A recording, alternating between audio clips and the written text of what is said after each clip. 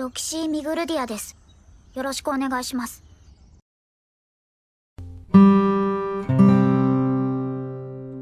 Setelah pergi mengendap-endap dari rumahnya di malam hari, Roxy terus berjalan sendirian menuju kota Rikarisu, di mana Roxy berjalan sesuai petunjuk senseinya karena perjalanan ini adalah kali pertamanya pergi jauh dari desa. Dan dari apa yang diketahuinya, kota Rikarisu berjarak 2 hingga 3 hari perjalanan dari desa.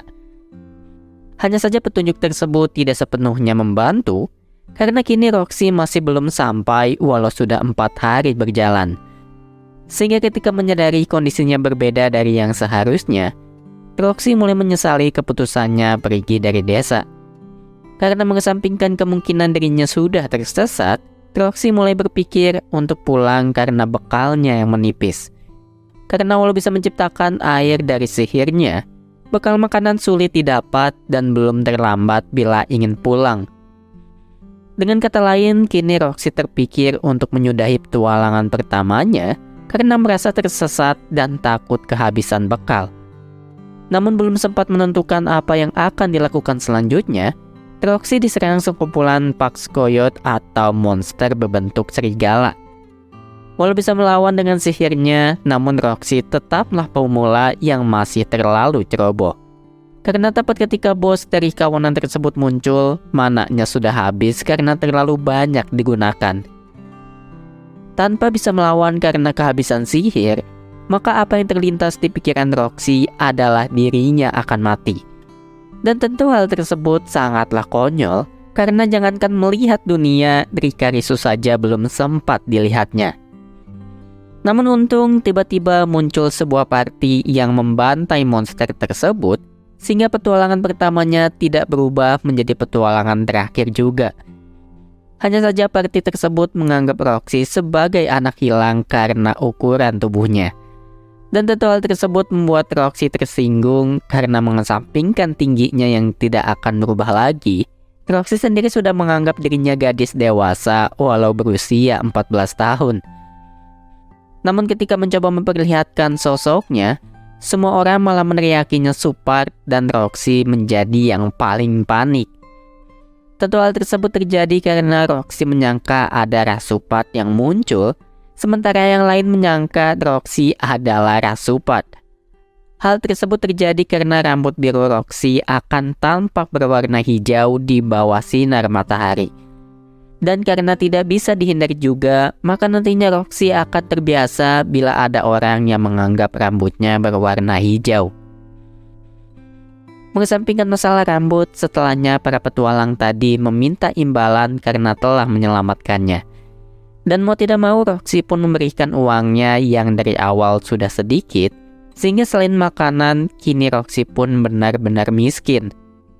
Namun kabar baiknya party tersebut berasal dari Rikarisu, sehingga Roxy memiliki petunjuk jelas untuk melanjutkan perjalanannya.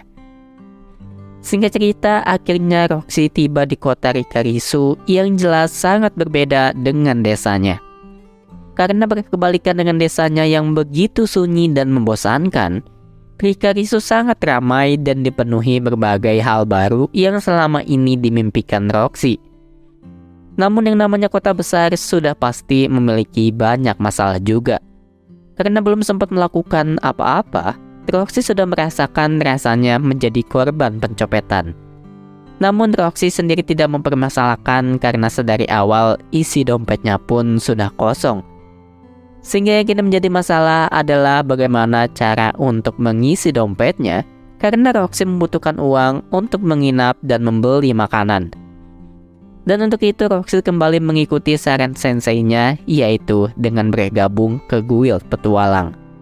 Karena dengan menjadi petualang, Roxy bisa mendapat uang dengan mengambil misi yang tersebar di setiap cabang guild di seluruh dunia. Singkat cerita, Roxy pun mendaftar dan otomatis menjadi petualang tingkat rendah, yaitu tingkat F.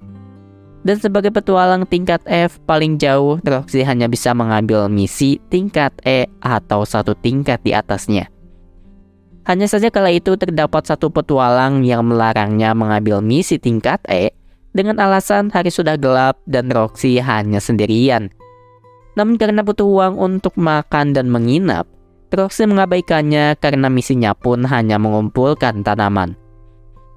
Singkat cerita, Roxy pun pergi menjalankan misi dan terjadilah masalah akibat keputusannya tersebut. Karena hari sudah malam, dengan cepat Roxy dikepung monster kelinci yang langsung menyerangnya.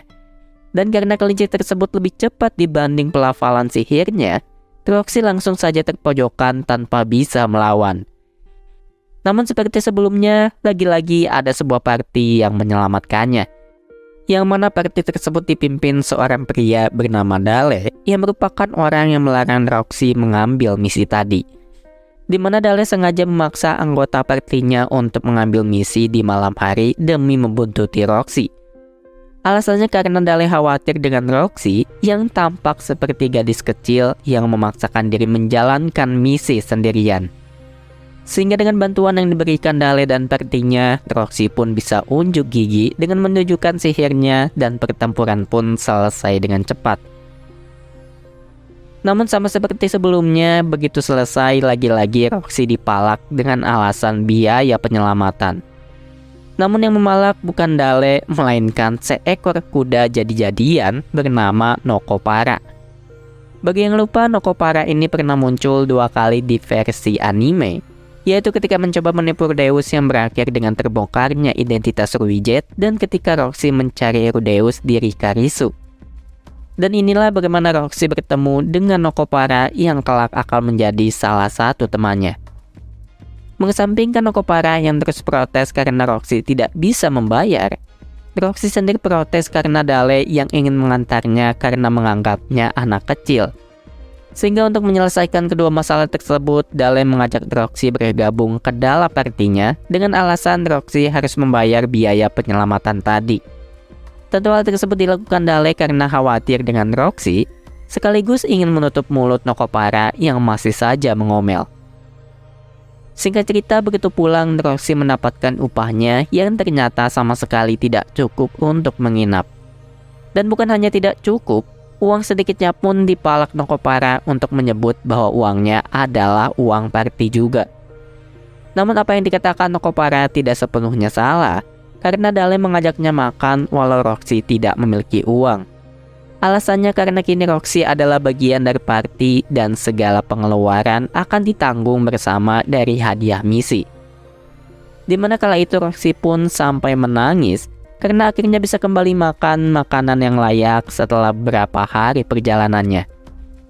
Walau mungkin bukan makanan mewah, namun banyak sekali hal yang terjadi bagi Roxy beberapa hari ini. Karena mengesampingkan ukuran tubuhnya, Roxy tetap seorang gadis kecil yang merasakan banyak pengalaman serba pertamanya kali ini. Mulai dari pertama kali pergi dari rumah dan jauh dari keluarganya, pertama kali berpergian sendiri ke tempat yang tidak dikenalnya, pertama kali merasakan bagaimana rasanya hampir mati, hingga pertama kalinya mendapat teman yang rela membantunya. Bahkan selain makanan, Dale pun menyewakan Roxy penginapan walau tidak memiliki cukup uang. Sehingga bisa dikatakan bahwa hari pertama Roxy sebagai petualang berakhir dengan manis walau dengan masalah yang ada. Keesokan harinya, Dale sempat meminta maaf kepada Roxy karena seenaknya mengajaknya bergabung. Di mana Dale beralasan bahwa Roxy tampak begitu rapuh seperti anak tersesat yang bisa saja dimanfaatkan oleh orang jahat yang senang memanfaatkan pemula. Sehingga chapter ini ditutup dengan ucapan terima kasih Roxy yang mengatakannya dengan malu-malu karena tidak terbiasa mengutarakannya secara langsung. Karena seperti yang dijelaskan sebelumnya, di desa dulu Roxy tidak bisa mengutarakan rasa terima kasih secara langsung kepada orang-orang menggunakan telepati. Dan kini Roxy harus belajar bagaimana menyampaikan perasaannya secara langsung, dan tentu hal tersebut menjadi salah satu pengalaman barunya.